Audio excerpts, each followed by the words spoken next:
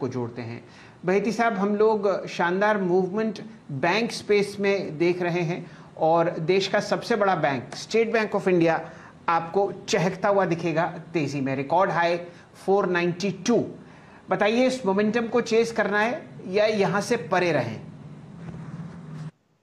जी शैल sir, certainly इस momentum को chase करना चाहिए और काफ़ी स्ट्रेंथ नॉट जस्ट एसबीआई, इसके साथ साथ कैन बैंक में भी उतना ही स्ट्रेंथ कंटिन्यूसली दिख रहा है। और जिस हिसाब से आज बैंक निफ्टी ने अपने नया हाई 39,000 को क्रॉस किया है, हमें लगता है कि ये बहुत अच्छा पोजीशन है। इस पॉइंट पे भी एसबीआई में बाइंग की सलाह है। 510 तक के टारगेट जिसमें देख सकते हैं, 490 का स्टॉप लॉस लगाकर इसमें पोजीशन बनाई जा सकती है। चलिए, ये रणनीति आपके सामने आती हुई दिख रही है फिलहाल एसबीआई पर, और जैसे ही मुख से इसका कॉल आपको आता हुआ दिख रहा है, एक फ्रेश रिकॉर्ड हाई आपको बैंक निफ्टी पर लगता हुआ दिख रहा है 39,262।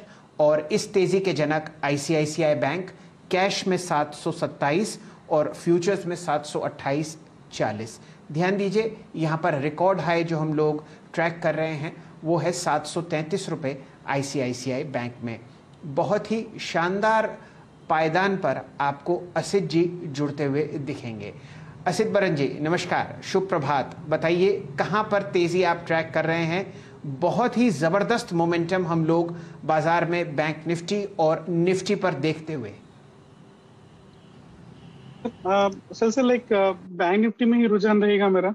आई थिंक मैं 39,400 का कॉल बाय करना चाहूंगा अगले हफ्ते का, 21 अक्टूबर का। आई थिंक ये 280-85 के 285 में चल रहा है। अगर ये 230, 250, 280 के रेंज में मिलता है, इसको हम एक्यूमुलेट कर सकते हैं with stop loss of around 190। मुझे लगता है कि ये टारगेट रहेगा एटलीस्ट अराउंड 400 तक। And I might not be surprise to see this at 350 level, 400 today itself. But technically ICICI bank, HDFC bank and state bank, तीनों बैंक में अच्छा खासा ब्रेकआउट है। अगर कोई भी डिप मिलेगा इसको हम ले सकते हैं, एक्यूमुलेट कर सकते हैं इसको।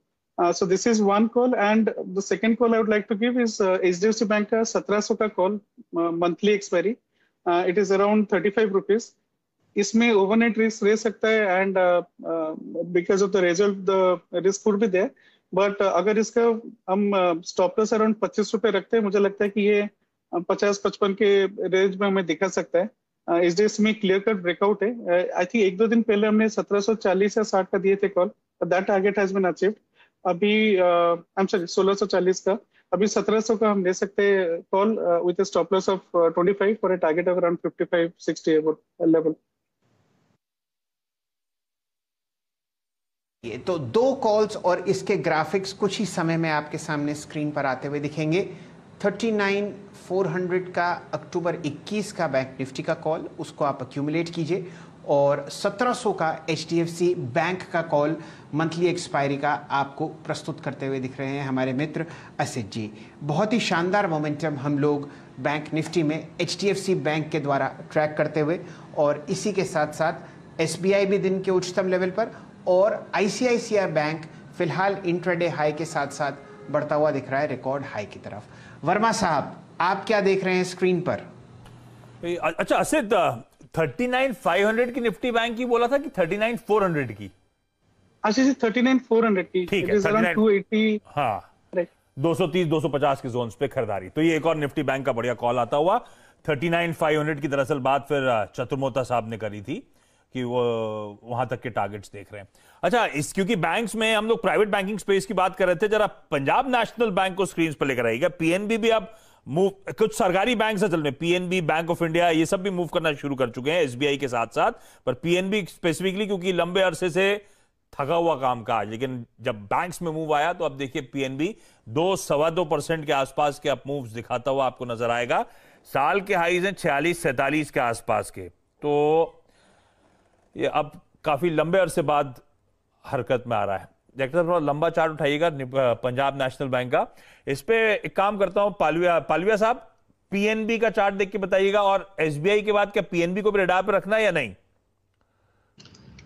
तो आशीष जी बिल्कुल देखिए पीएनबी में अगर हम वीकली सेटअप एनालाइज करें तो स्टॉक में स्लो स्टडी यहाँ से अपमूव बनते हुए दिख रहा है और जिस तरीके से स्टॉक अब यहाँ पे 42 43 के आसपास ट्रेड कर रहा है तो ये अगर इसमें हम वीकली सेटअप के हिसाब से देखें तो एक डाउन स्लोपिंग ट्रेंड लाइन को पेनिट्रेट करते हुए दिख रहा है ये स्टॉक।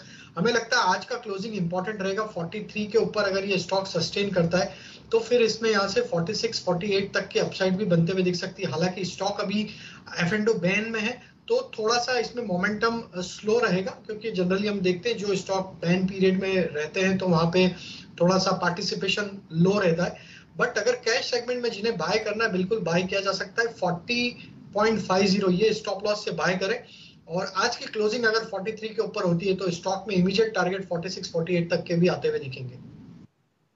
43 के लेवल्स को बियॉन्ड जाना जरूरत है। आपने बैन वाली बात करी ना तो उससे याद आया